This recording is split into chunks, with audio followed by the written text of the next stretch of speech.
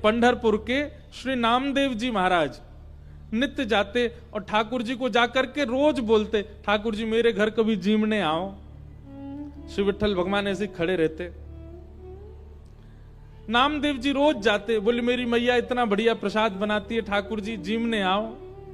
तो नामदेव जी से कभी कभी ठाकुर जी बोलते थे, ठाकुर जी कहें पूरी दुनिया यहीं लेके आ जाती है, तू भी लिया यहीं पे, हम यहीं खड़े यहीं पालेंगे। बोले नहीं, मेरे घर आओ पाने के लिए। तो ठाकुर जी बोले मैं तेरे घर पाने जाऊंगा तो यहां पे कौन खड़ा होगा मेरी जगह, लाखों लोग दर्शन करने आते हैं। नामदेव जी बोले आप भगवान हो, सर्वसमर्थ हो, कोई व्यवस्था कर लो अपनी। भगवान बोले ठीक है कर ली हमने व्यवस्था। बोले क्या व्यवस्था है? बोले मैं तेरे घर जाऊंगा पाने, तू मेरी जगह खड़ा हो जा। नामदेव जी बोले ये कैसे हो सकता है? भगवान बोले सब हो जाएगा, बस आज एक काम करियो, रात्रि में जैसी शयन आरती हो, शयन आरती के बाद छुप जाइयो पीछे आके, देखो ठाकुर जी की लीला। ये सत्य घटना है श्री नामदेव जी महाराज की। नामदेव जी छुप गए। रात्रि में शयन आरती के बाद जैसे ही कपाट बंद हुए, ठाकुर जी तुरंत मूर्ति मंत्र खड़े थे, मूर्ति से सहज हो गए और सहज उतर गए अपने आसन से। और नामदेव जी कहा तुम खड़े हो जाओ। खड़े हो गए। नामदेव जी बोले ऐसे खड़े हो जाओ हमारी तरह। हो गए खड़े। अब ठाकुर जी उनका श्रृंगार कर रहे हैं, अपनी जैसी पगड़ी पहनाई, अपनी जैसे वस्त्र पहनाए, अपनी जैसे पूरे हाथ पाम कर दिए, कहीं से काजल ला करके हाथ पाम में लगा दी, बिल्कुल कारे बना दिए नामदेव जी। और नामदेव अब हम जा रहे हैं तुम्हारे घर प्रसाद पाने, 2-4 घंटा में मंगला आरती होगी, खड़े रहना यहीं पे। और सुनो 2-4 बातों का ध्यान रखना। क्या? ये सुबह सुबह पुजारी आकर के तुमको ठंडे ठंडे पानी से नवाएंगे, ठिठर मत जाना। अंदर से ठंडी लगे तो भी रोक लेना। नामदेव जी बोले वो कैसे रोकूंगा? बोले हम नहीं रोक रहे इतने साल से, रोज रोज हमको भी नवा देते हैं सुबह 4 बजे, हम भी तो अपनी कंपन होता रोकते हैं उसको। और सुनो फिर दूध से नवाएंगे तुमको, उसके बाद शहद डालेंगे तुम्हारे ऊपर। और फिर वहां कभी आप लोगों का अवसर मिले ना, एक बार जाइए पंढरपुर, साल में एक बार भारत के कोई कोई तीर्थों में जाया करो, सब जगह दर्शन करो ठाकुर जी का कैसे विराज रहे हैं। तो कभी पंढरपुर जाओ तो हमारे कहने से वहां की काकड़ा आरती सुबह होती है 3:30 बजे, उसका दर्शन करना। काकड़ा आरती जो हमारे व्रज में मंगला आरती होती है, वही वहां काकड़ा आरती। तो काकड़ा आरती में क्या करते हैं, दूध से जल से सबसे स्नान करने के बाद फिर ठाकुर जी को मुंह पे मक्खन लगा देते हैं, इतना सारा मक्खन मुंह पे। तो ठाकुर जी बोले स्नान आदि के बाद तुम्हारे मुंह पे मक्खन लगाया जाएगा, तुम्हारा मन तो करेगा कि मैं खा लूं, लेकिन जीभ निकालना नहीं बाहर, उसको लगे ही रहने देना। रामदेव जी बोले फिर तुम्हारा श्रृंगार होगा। और श्रृंगार के बाद पंढरपुर में हर दर्शनार्थी को अधिकार है कि भीतर मंदिर में जाके ठाकुर जी के चरण छू सकता है, अपना सिर वहां रख सकता है, सबको छूने का अधिकार है। बोले दुनिया भर के लोग तुम्हारे सामने आएंगे, सब लोग आकर के तुम्हारे चरणों में प्रणाम करेंगे, अपने दुख दर्द बताएंगे, सबकी सुन लेना, पूर्ण किसी की मत करना। तुमको दया भी आएगी, कोई रोता हुआ भी आएगा, कोई बहुत ज्यादा विचलित भी आएगा। नामदेव जी बोले क्यों पूरा नहीं करूं? वो सबका विधान बना हुआ है, वो सब काम हमारे लिए छोड़ दो, किसको क्या देना क्या नहीं देना। तुम बस कहीं ऐसा नहीं कि यहाँ खड़े होके कोई रोता हुआ आया उसके आंसू पोंछने लग जाओ, कहीं तुम जरा भी हिल गए तो पुजारी पंडा बहुत मारेंगे, सब कहेंगे कहां गए हमारे ठाकुर जी, कौन खड़ा हो गया आके।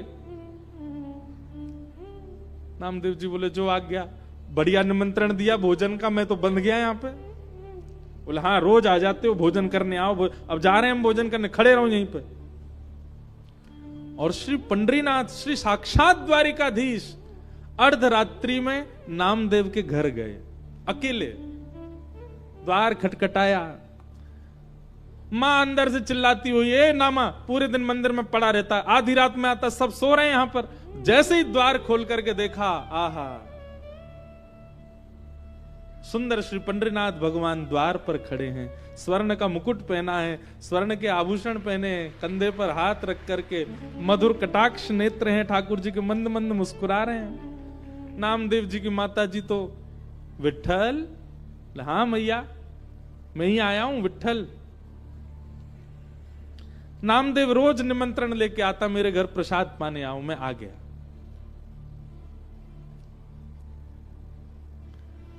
नामदेव जी की माता जी ने चूल्हा रात में चेताया, खूब बढ़िया बढ़िया प्रसाद बना करके ठाकुर जी को अपने हाथ से पवाया। इतने में घंटे घड़ियाल बजने लगे, 3:30-4 बज गए, सुबह के मंगला आरती का समय हुआ। ठाकुर जी ने कहा मैया जल्दी करो। बोले क्या हो गया? अब आपको मंगला में जाना है? बोले मंगला में अब मैं तो व्यवस्था करके आया हूं वहां पे, लेकिन मुझे आज तक तो मैं दर्शन देता था काकड़ा आरती में, मंगला आरती में, आज मैं दर्शन करने जाऊंगा। मैया बोली क्या करूं? बोले काली सॉल लेके आओ। और मैया सॉल लेके आई। ठाकुर जी ने अपने मुकुट उकुट उतार करके, आभूषण उतार करके, और काली सॉल में बढ़िया स्वयं को लपेट लिया, किसी को पहचान में नहीं आवे। कारे कारे तो ठाकुर जी हैं, काली सॉल और ओढ़ ली। अब तो निकल पड़े, दौड़ के जा रहे हैं देखने के लिए नामदेव कैसा लग रहा है मेरे स्थान पर खड़ा होके। दर्शनार्थी लाइन लगा करके खड़े थे, उन्हीं में ठाकुर जी खड़े हैं और दूर से ही निहार रहे हैं। नामदेव जी चुपचाप नेत्र बंद करके, हाथ बिल्कुल कमर पर, जैसे पंडरीनाथ भगवान खड़े होते हैं बिल्कुल वैसे ही खड़े हैं। और ठाकुर जी दूर से ही देख करके नामदेव की बलियां ले रहे हैं। आहा मेरो नामा कितना अच्छा लग रहा है। गर्भगृह में जैसे ही ठाकुर जी पहुंचे, ठाकुर जी के आते ही नामदेव जी को पता चल गया कि ठाकुर जी आए हैं। सो नामदेव जी मन में सोचे सब प्रणाम कर रहे हैं, कि ठाकुर जी प्रणाम नहीं कर ले मुझको, मैं कैसे रोक पाऊंगा? ठाकुर जी प्रणाम कर रहे हैं। ठाकुर जी गए, नामदेव जी को देखा, नामदेव जी को देख करके जैसे ही नीचे सर झुकाया, नामदेव जी के नेत्रों से आंसू गिरने लगे। नाथ ये कैसी लीला कर रहे हो आप? बलैया लेने लगे। अद्भुत हैं बंधुओं ठाकुर जी। ठाकुर जी जैसा प्रेम कौन कर सकता है? अपने भक्त को अपने स्थान पर खड़े होकर उसके दर्शन करने आए हैं। पहले तो खूब बलैया ली, और फिर उसके बाद ठाकुर जी बोले ए नामा तुझे नोच के भाग जाऊं? तू जोर से चिल्लाएगा, पंडित पुजारियों को पता चल जाएगा। नामदेव जी बोले ऐसा मत करो, मैं किसी को बताऊंगा कि आपने मुझे खड़ा किया, कोई मानेगा और नहीं। ठाकुर जी चिढ़ा रहे हैं नामदेव जी को, नामदेव जी घबरा रहे हैं। ऐसी लीला, इसको कहते हैं रास। क्या कहते हैं? रास। ये लीलाएं जब ठाकुर जी आपके लिए सहज हो जाते हैं, ठाकुर जी आपको प्रायोरिटी देने लग जाते हैं, ठाकुर जी आपके लिए यह भूल जाते हैं कि वे परमात्मा हैं, इसको कहते हैं रास।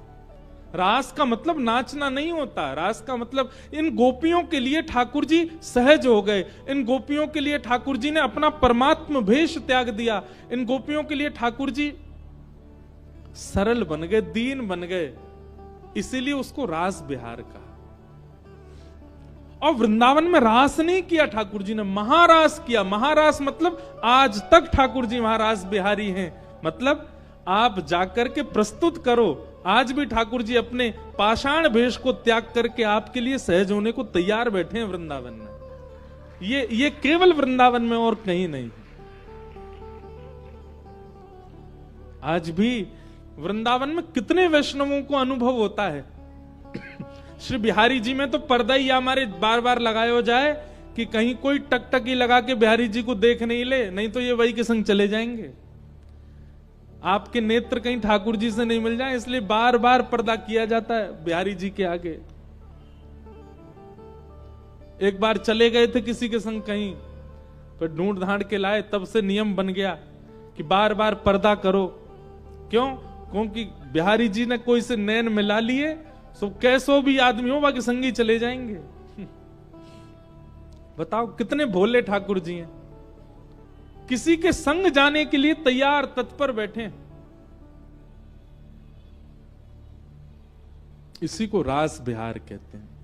आप कभी उस भाव से वृंदावन जाओ कि आपको सामने पाषाण एक ही मुद्रा में ठाकुर जी ना दिखें, कभी उस भाव से जाओ कि साक्षात श्री ठाकुर जी आपको अनेक मुद्राओं में दिखाई दें, आपको बोलते हुए दिखाई दें, आपके आगे कोई लीला करते हुए दिखाई दें, तब समझो हाँ अब मेरे संग रास हुआ। अभी हम रस में हैं, हमें रास में जाना है, और रास में जाने के लिए हमें अपना निर्माण करना पड़ेगा, अपनी मन बुद्धि और विचारों को वैसा करना पड़ेगा जिससे श्री कृष्ण रास करें।